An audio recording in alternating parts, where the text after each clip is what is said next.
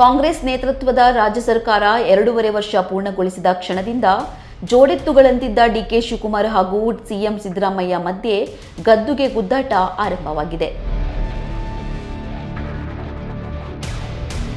ನಾಯಕತ್ವ ಬದಲಾವಣೆಗೆ ಸಂಬಂಧಿಸಿದಂತೆ ಸಿದ್ದರಾಮಯ್ಯ ಹಾಗೂ ಡಿಕೆ ಶಿವಕುಮಾರ್ ಮುನಿಸು ಇದೀಗ ಸಾರ್ವಜನಿಕ ಸಮಾವೇಶಗಳಲ್ಲೂ ಕಾಣಿಸಿಕೊಳ್ಳುತ್ತಿದೆ. ಅಧಿಕಾರ ಹಂಚಿಕೆ ಒಪ್ಪಂದದಂತೆ ಉಳಿದ 2.5 ವರ್ಷದ ಅವಧಿಗೆ ಸಿಎಂ ಸ್ಥಾನ ನೀಡುವಂತೆ ಪಟ್ಟು ಹಿಡಿದಿರುವ ಡಿಸಿಎಂ ಡಿಕೆ ಶಿವಕುಮಾರ್ ಅವರು ನೇರವಾಗಿ ಸಮಾರಂಗಣಕ್ಕೆ ಇಳಿದಿದ್ದಾರೆ.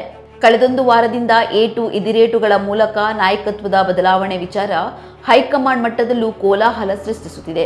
ಪಕ್ಷದ ನಾಯಕರ ಭಿನ್ನ ಹೇಳಿಕೆಗಳು, ನಾಯಕತ್ವ ಕುರಿತ ಗೊಂದಲಗಳಿಂದ ಕಾಂಗ್ರೆಸ್ ಪಕ್ಷದ ವರ್ಚಸ್ಸು ಕೂಡ ಕಡಿಮೆಯಾಗುತ್ತಿದೆ.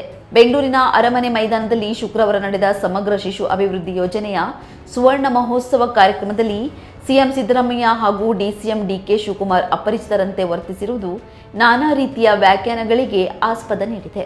ಕಾರ್ಯಕ್ರಮ ಆರಂಭವಾದ ಕೆಲ ಕ್ಷಣಗಳ ಬಳಿಕ ವೇದಿಕೆಗೆ ಆಗಮಿಸಿದ ಡಿಕೆ ಶಿವಕುಮಾರ್ ಜನರತ್ತ ಕೈ ಬೀಸಿ ಮುಖಂಡರನ್ನಷ್ಟೇ ಮಾತನಾಡಿಸಿದ್ರು. ಶಿಷ್ಟಾಚಾರಕ್ಕಾದ್ರೂ ಸಿಎಂ ಅವರನ್ನು ಮಾತನಾಡಿಸುವ ಪ್ರಯತ್ನ ನಡೆಸಲಿಲ್ಲ. ವೇದಿಕೆ ಮೇಲೆ ಗಾಂಭೀರ್ಯದಿಂದ ಹೆಜ್ಜೆ ಹಾಕಿದಾಗ ಜನರು ಕೇಕೆ ಹಾಕಿದರು. ಅಕ್ಕಪಡೆ ಗೃಹಲಕ್ಷ್ಮಿ ಸಹಕಾರಿ ಬ್ಯಾಂಕಿಗೆ ಚಾಲನೆ ನೀಡುವಾಗಲೂ ಸಿಎಂ ಹಾಗೂ ಡಿಸಿಎಂ ಮುಖದಲ್ಲಿ ನಗು ಇರಲಿಲ್ಲ. ಇದೆಲ್ಲವನ್ನು ಗಮನಿಸುತ್ತಿದ್ದ ಪ್ರೇಕ್ಷಕರು ಪಿಸುಗುಡಲಾರಂಭಿಸಿದ್ರು. ರಾಜ್ಯ ಸರ್ಕಾರ ಅಸ್ತಿತ್ವಕ್ಕೆ ಬಂದ ಸಂದರ್ಭದಲ್ಲಿ ಗೃಹಲಕ್ಷ್ಮಿ ಯೋಜನೆ ಸೇರಿದಂತೆ ಗ್ಯಾರಂಟಿ ಯೋಜನೆಗಳಿಗೆ ಜೊತೆಯಾಗಿ ಚಾಲನೆ ನೀಡಿದ್ದ ಈ ಇಬ್ಬರು ನಾಯಕರು ಈಗ ಕುರ್ಚಿ ಕಾದಾಟದಿಂದ ಬದ್ಧ ವೈರಿಗಳಂತೆ ಬದಲಾಗಿರುವುದು ಚರ್ಚೆಗೆ ಗ್ರಾಸವಾಗಿದೆ. ಇಡೀ ಕಾರ್ಯಕ್ರಮದ ಉದ್ದಕ್ಕೂ ಸಿಎಂ ಡಿಸಿಎಂ ಒಬ್ಬರಿಗೊಬ್ಬರು ಮಾತನಾಡದೆ ಮೌನಕ್ಕೆ ಜಾರಿದ್ರು. ಸಿಎಂ ಸಿದ್ದರಾಮಯ್ಯ ಅವರು ಆಗೊಮ್ಮೆ ಈಗೊಮ್ಮೆ ಡಿಕೆ ಶಿವಕುಮಾರ್ ಅವರತ್ರ ನೋಡಿದ್ರು. ಡಿಕೆಶಿ ಮಾತ್ರ ಸಿಎಂ ಅವರತ್ತ ದೃಷ್ಟಿಯೇ ಹರಿಸಲಿಲ್ಲ. ಸಿಎಂ ಸ್ಥಾನದ ಗೊಂದಲವು ಹೈಕಮಾಂಡ್ ಮಟ್ಟದಲ್ಲಿ ಚರ್ಚೆಗೆ ಒಳಗಾಗುತ್ತಿರುವುದರಿಂದ ಇಬ್ಬರ ಮಧ್ಯೆ ಮುನಿಸು ತೀವ್ರವಾಗಿದೆ.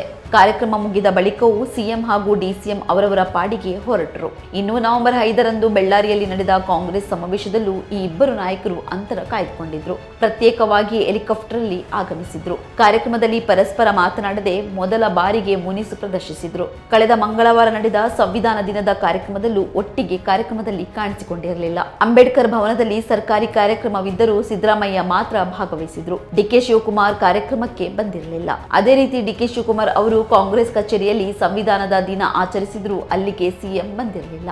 ಟ್ವೀಟ್ ಸಮರ ಸೃಷ್ಟಿಸಿದ ಅಂತರ. ಕೊಟ್ಟ ಮಾತಿನಂತೆ ನಡೆದುಕೊಳ್ಳುವುದೇ ವಿಶ್ವದ ದೊಡ್ಡ ಶಕ್ತಿ ಎಂದು ಡಿಸಿಎಂ ಡಿಕೆ ಶಿವಕುಮಾರ್ ಟ್ವೀಟ್ ಮಾಡಿದ್ರು. ಆ ಮೂಲಕ ಪರೋಕ್ಷವಾಗಿ ಅಧಿಕಾರ ಹಂಚಿಕೆ ಒಪ್ಪಂದವನ್ನು ಪ್ರಸ್ತಾಪಿಸಿದ್ರು. ಇದಕ್ಕೆ ಟ್ವೀಟ್ ಮೂಲಕವೇ ತಿರುಗೇಟು ನೀಡಿದ್ದ ಸಿಎಂ ಸಿದ್ದರಾಮಯ್ಯ ಅವರು ಕೊಟ್ಟ ಮಾತೆ ನಮ್ಮ ಜಗತ್ತು ಎಂದು ಟಾಂಗ್ ಕೊಟ್ಟಿದ್ರು. ನಾವಿಬ್ರು ಕೂಡ ಅವರು ಹೇಳ್ತೀವಿ, ಅವರು ಅನೇಕ ಸಾರಿ ಹೇಳಿದ್ದಾರೆ ಹೈಕಮಾಂಡ್ ಅವರು ಹೇಳ್ದಾಗ ಕೇಳ್ತೀವಿ ಅಂತ. ನಾವು ಅನೇಕ ಸಾರಿ ಹೇಳಿದ್ದೀವಿ ಹೈಕಮಾಂಡ್ ಅವರು ಹೇಳ್ದಾಗ ಕೇಳ್ತೀವಿ. ಅದನ್ನೇ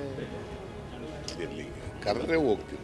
ಸಾಮಾನ್ಯವಾಗಿ ಸರ್ಕಾರದ ಕಾರ್ಯಕ್ರಮ ಅಥವಾ ಪಕ್ಷದ ಕಾರ್ಯಕ್ರಮಗಳಲ್ಲಿ ಒಟ್ಟಿಗೆ ಕಾಣಿಸಿಕೊಳ್ಳುತ್ತಿದ್ದ ಸಿಎಂ ಹಾಗೂ ಡಿಸಿಎಂ ಅವರು ನಾಯಕತ್ವದ ಬದಲಾವಣೆಯ ಗೊಂದಲ ತೀವ್ರವಾದ ನಂತರ ದೂರವಾಗಿದ್ದಾರೆ. ಇತ್ತೀಚೆಗೆ ಬೆಂಗಳೂರಿನ ಸದಾಶಿವನಗರದಲ್ಲಿ ಮಾಧ್ಯಮದವರೊಂದಿಗೆ ಮಾತನಾಡಿದ ಡಿಕೆ ಶಿವಕುಮಾರ್ ಅವರು ಸಿದ್ದರಾಮಯ್ಯನವರು 5 ವರ್ಷ ಮುಖ್ಯಮಂತ್ರಿಯಾಗಿ ಇರುವುದಿಲ್ಲವೆಂದು ನಾವು ಹೇಳಲಿಲ್ಲ. ತಾನೇ 5 ವರ್ಷ ಸಿಎಂ ಎಂದು ಹೇಳಿಕೊಂಡಿದ್ದಾರೆ. ದೊಡ್ಡವರು ಹೇಳಿದ ಮೇಲೆ ನಾವು ಚಿಕ್ಕವರು ಗೌರವದಿಂದ ಕೇಳಿಕೊಂಡು ನಮ್ರತೆಯಿಂದ ಇರಬೇಕು ಎಂದು ವ್ಯಂಗ್ಯವಾಗಿ ಹೇಳಿದ್ದರು.